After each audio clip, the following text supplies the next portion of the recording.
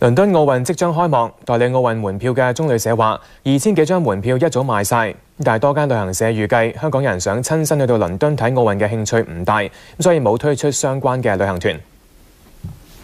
4年一度嘅體育盛事，香港市民會唔會想親身到倫敦感受奧運氣氛？貴啊嘛，倫敦至少嗰啲英鎊咁貴，點去啊？08年嘅奧運對於香港人嗰個重要性會更加大咯，比今年嘅倫敦奧運。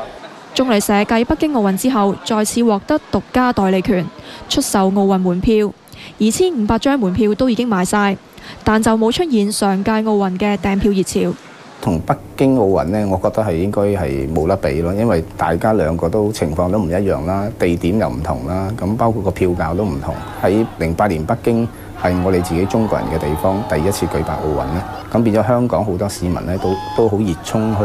參與呢一個盛會。但係你話要去到倫敦咁遠嘅話咧，咁可能就真係非常關注嘅人就會去咯。多間旅行社負責人話，上屆唔少人專程去北京睇奧運，所以今次再去嘅意欲唔高。加上倫敦較遠，當地消費亦都高，預計今次推出奧運旅行團嘅銷情唔理想，所以冇推出。有旅行社就提醒市民，如果之前冇準備去，而家先計劃到倫敦睇奧運，酒店同機票都已經漲價。原本3日2夜嘅自由行套餐，由最初6000幾蚊，而家要過萬蚊。而一啲熱門項目嘅門票，可能已經賣晒。無線電視記者藍海瑩報導。